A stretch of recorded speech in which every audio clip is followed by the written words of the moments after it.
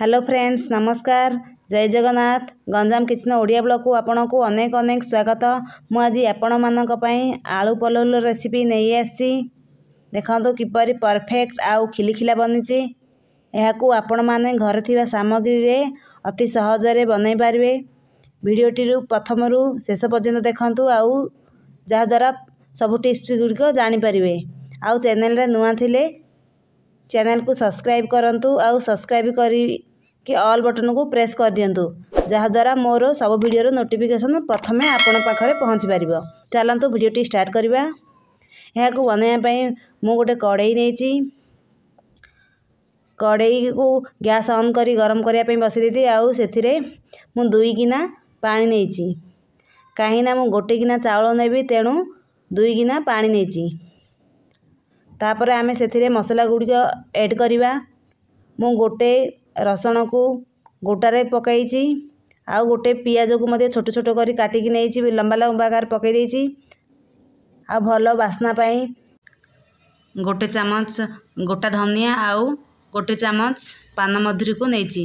तापर सेथिरे आमे किछि गोटा मसला देबा। गोटा मसला रे मु दालचीनी अलैच लवंग जीरा गोलमरीच नेची। लास्ट पुणी आमे किछि धनिया पत्र को देबा आउ आवश्यक अनुसार लुण देबा। तापर आमे घोड़णी बंद करी ताकू 10 मिनट पर्यंत फुटिया पई छाड़ देबा। किछि समय पर मु देखौची देखंतु सब मसला गुड़िक आमर सिझी आसिलानी आउ कलर मध्य पानी चेंज हो गलानी।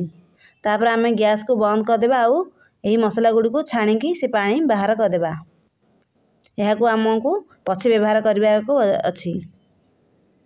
तापर आमे पुनी सेही कड़ाई रे अल्प तेल देबा। तेल आमर अल्प गरम हो आसिला पर मु गोटे पियाज को लंबा लंबा करी काटी नेथिली आउ ताकू देइची। आउ ताकू आमे भजिया पई एपट सेपट करी हाई फ्लेम ही ताकू भाजिबा। पियाज को हमको रोस्ट करिवार अछि तेणु ताकू हाई रु मीडियम रे ही आमे भाजिबा। किछि समय पर मु देखौची देखंतु पियाज आमर ब्राउन कलर हेई आसिलानी। तापर आम गोटे जाली साहाय्य ताकू बाहर करनेबा। पुणी आमे सही कड़े देखंतु तेल अछि।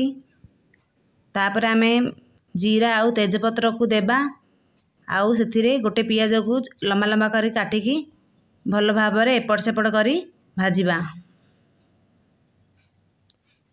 पियाज आमर अल्प सॉफ्ट ही आसिला पर आमे सेथिरे आलू देबा। मु आलू को 5 रु 6 डी नेची आउ ताकू चोपा छड़ेकी एही परि भाबरे मोटा मोटा करी काटी नेची। आपनकर आवश्यक अनुसार आपण आलू नेबे। तापर ताकू पुणी देबा आउ भल भाबरे एपट सेपट करी मीडियम जाल रे ही भाजिबा।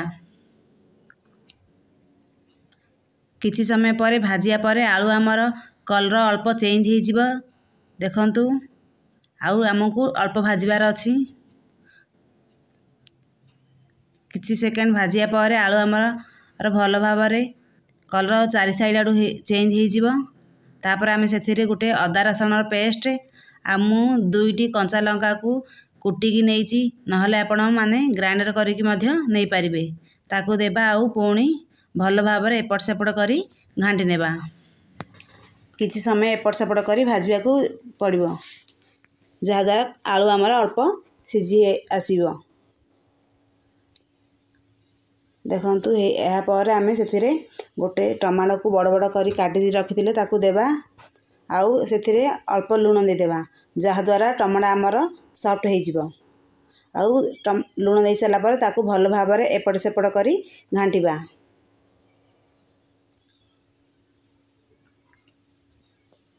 किछि समय भाजिया पर टमाटो आमर सिझी जिवो आउ आलू मध्य अल्प सिझी जिवो। सिझिया पर्यंत ताकू एपट सेपट करी आमे भाजिबा। वीडियोटी आपण केउ केउ जगार देखुछथि कमेंट माध्यम रे कहिबे। देखंतु पियाज आलू आ टमाटो आमर सॉफ्ट हो आसिलानी। तापर आमे सेतिरे आउ टिके चटपटा पई फाळे लेंबू को चिपुड़ी की देबा जहा द्वारा पलौ आमर एकदम व्हाइट आउ चावल भात हेबा समय रे भांगीबनी आउ खाइबा रे मध्य अल्प खटा लागिबो। चिपुड़ी की देबा आउ ताकू पुणी आमे मिसीबा पर्यंत भल भाबरे एपट सेपट करी घांटीबा। घांटिया पर आमे जो आगरू पानी रखिथिले जो मसला पानी को ताकू देबा आउ आमे पुणी भल भावरे एपट सेपट करी घांटिबा। पानी आमर गरम ही आसिला पर आमे सेथिरे चाउल देबा। देखो पानी आमर फुटी आसिलानी। तापरे मु बिरयानी चाउल नैथिली याकू मु अध घंटाटी पूर्वरु पानी रे बतरेइकी रखिथिली। आपण मध्य याकू अध घंटा पूर्वरु बतरेइ देबे जहा द्वारा भात आमर एकदम परफेक्ट बनिबो। चाउल को देबा आउ ताकू आमे भल भावरे एपट सेपट करी पानी सहित मिसई देबा। तापर आमे सेतले आउ टिके मसला ऐड करिबा। गरम मसला गुंड आ मु 3टी कंचा लंका को मझिरु काटिकी देइछि आउ ताकू पुणी आमे एपट सेपट करी मिसई देबा। एही परि भाबरे आमे ताकू 5 रु 10 मिनट फुटिया पई छाड़ देबा आउ गैस र फ्लेम को मीडियम जाल रे ही छाड़िबा। 10 मिनट पर मु आपण मानकु बाहर करिछि देखुछि देखंतु। तापर आमे सेतिरे भल बास्ना पई गुआ घियो आउ धनिया पत्र को छोट छोट करी काटिकी रखितिला देबा। आउ जो पियाज को आगरु फ्राई करी रखितिले ताकू देबा आउ पुणी आमे ताकू भल भावरे एपट सेपट करी घांटिबा। देखंतु कड़ाई रे तळा पट आडू अल्प पानी अछि तेणु ताकू भल भावरे मिसेबा जहा द्वारा घियो ऊपरु तळ पर्यंत भल भावरे मिसी जिवो। एही परि भावरे हल्का हाथ रे ही आमे घांटी देबा।